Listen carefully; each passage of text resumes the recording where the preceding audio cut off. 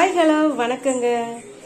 இன்னைக்கு வந்து பீர்க்கங்காய் பொரியல் தாங்க பண்ண போறோம். அதுக்காக நான் 2 பீர்க்கங்காய்ங்க தொலியெல்லாம் நல்லா சீவிட்டு சின்னதாக கட் பண்ணி வச்சிருக்கேங்க.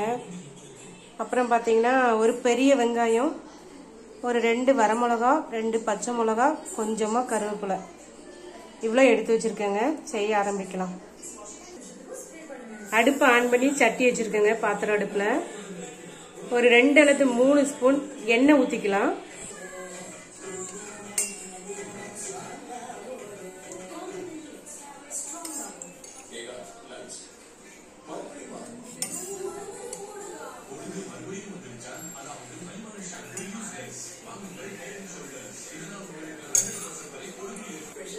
கடுகு போட்டுக்கலாங்க.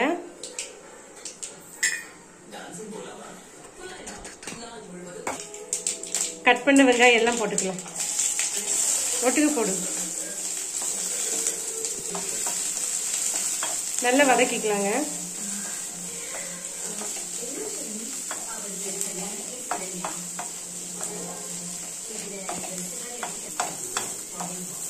இன்னும் கொஞ்சம் வெங்காயம் வதங்கணுங்க. வதக்குனதுக்கு அப்புறம் பீர்க்கங்காய் போட்டுக்கலாம்.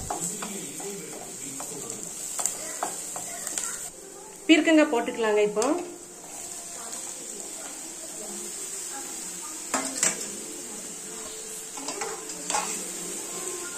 போட்டு நல்லா ஒரு கிண்டு நல்லா கிண்டிக்கலாங்க.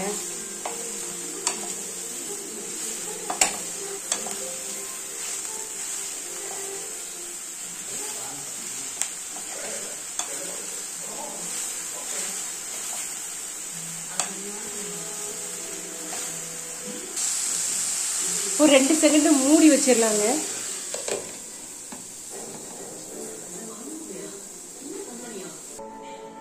திறந்து பார்க்கலாங்க. திறந்து ஒரு 2 நிமிஷம் கிண்டிக்கலாம்.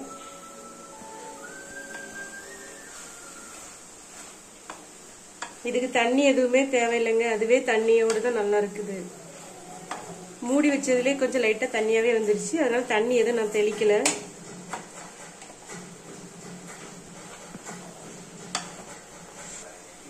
தூள் உப்பு போட்டுக்கலாம் கொஞ்சமா.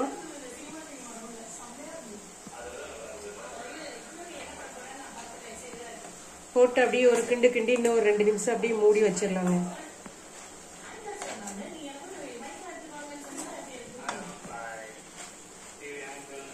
மூடி வை.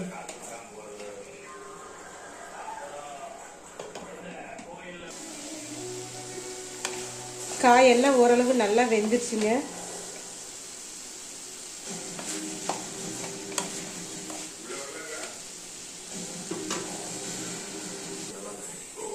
அவ்வளவுதாங்க, ரெடி ஆயிடுச்சு. தேங்காய் பூ போட்டுக்கலாங்க. லாஸ்ட்ல ஒரு கிண்டு கிண்டிக்கலாங்க. நல்லா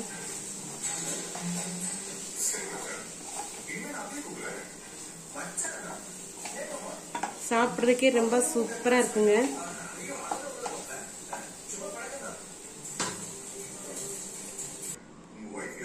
வேற பாத்திரத்துக்கு மாத்தி வச்சுக்கலாங்க. சாப்பிட்றதுக்கே ரொம்ப சூப்பரா இருக்குங்க.